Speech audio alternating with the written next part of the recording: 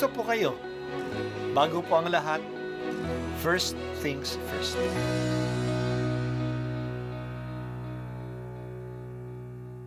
Good morning po. Sinisimulan po natin ngayon ang first things first. At dito po, tinatalakay natin sa unang bahagi ng umaga natin ay ang first readings na binabasa po sa banal na misa. Ito pong tinatalakay natin kasi madalas po kasi marami na tayong alam tungkol sa gospel readings. Pero konti po ang nagsasalita sa first readings. Pero ang first readings, bahagi din po yan ng Biblia, ng banal na kasulatan. Kaya susubaybayan po natin ang mga first readings, basahin po natin at kuminsan kailangan ng basahin ng 2 o 3 beses bago maintindihan kasi hindi po tayo familiar sa mga istorya at sa mga kaisipan na tinatalakay dito. Ang pagbasa mula sa sulat sa mga Hebreo, mga kapatid, alalahanin ninyo ang mga araw na nagdaan, kung paanong kayo'y nagbata ng matinding hirap matapos na kayo'y maliwanagan. Ngunit hindi kayo nadaig, kung minsan kayo'y inaalipusta at pinahihirapan sa harapan ng madla, at kung minsan na may karamay kayo ng mga kasamahang pinahihirapan ng gayon. Dinamayan ninyo ang mga nabibilanggo, at hindi kayo nalungkot nang kayo'y agawan ng ari-arian, sapagkat alam ninyong higit na mabuti at nananatili ang kayamanang nakalaan sa inyo. Kaya huwag kayong mawala ng pananalig sa Diyos, sapagkat taglay nito ang dakilang gantimpala. Kinakailangan kayo'y magtiis upang masunod ninyo ang kalooban ng Diyos at matanggap ang kanyang ipinangako. Sapagkat kaunting panahon na lamang, hindi na magluluwat, at ang paririto ay darating. Ang tapat kong lingkod ay nabubuhay sa pananalig sa akin. Ngunit kung siya'y tumalikod, hindi ko kalulugdan. Ngunit hindi tayo kabilang sa mga tumatalikod at napapahamak, kundi sa mga nananalig sa Diyos at sa gayoy naliligtas.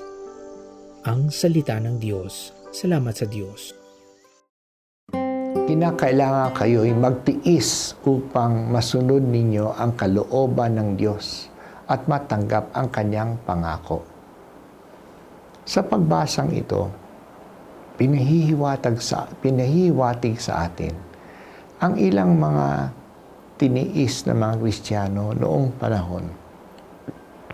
Nakaranas na pag-uusig ang mga Kristiyano. Inaalipusta sila at pinahihirapan. Sinisiraan sila sa harap ng madla. Sila'y nabibilanggo at nakikiisa sila sa ibang mga kapwa nila na nabilanggo rin. Kinukuha ang kanilang mga ari-arian.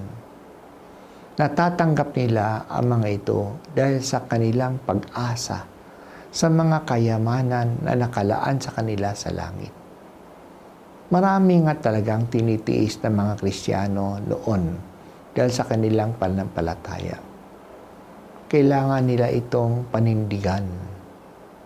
Noong sinulat ang liham na ito, hindi pa gaano kalaganap ang pagpapatay sa mga Kristiyano. Pero dumadating na rin ito. Kaya noong panahon, isang life and death decision ang pagiging Kristiyano. Talagang itinataya nila ang kanilang buhay kapag sila ay nagpabinyag. Ano ang nagbibigay sa kanila ng katatagang loob sa harap ng ganitong paghihirap? Ang paniniwala na kaunting panahon na lang darating na ang pangako ng Diyos ng kaligtasan. Malakas ang kanilang tiwala sa Diyos na hindi sila pababayaan.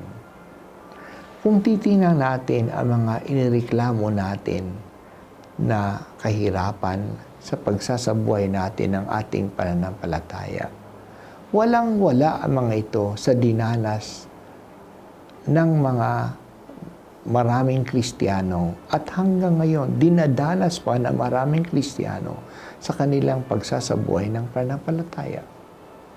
Baka inireklamo natin na gumising ng maaga para magsimba, na kailangan iwanan muna ang video game o ang TV para magdasal, na maghanap ng panahon para magbasa ng Biblia.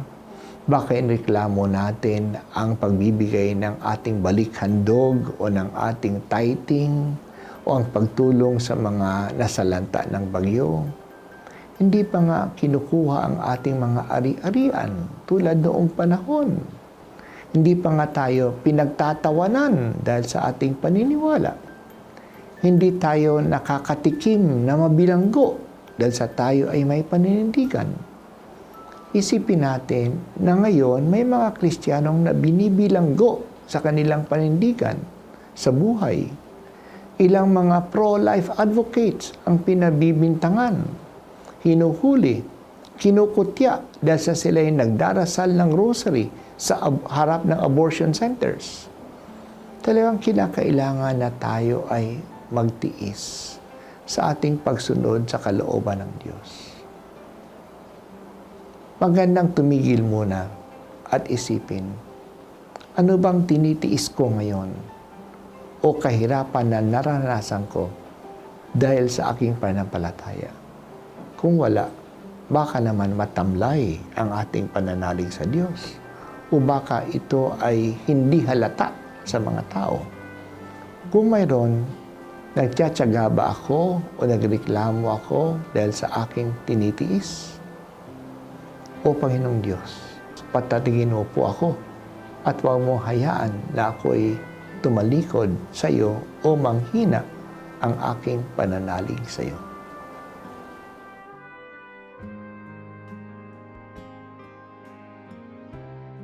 At ako po ay si Bishop Broderick Pabilio dito sa First Things First.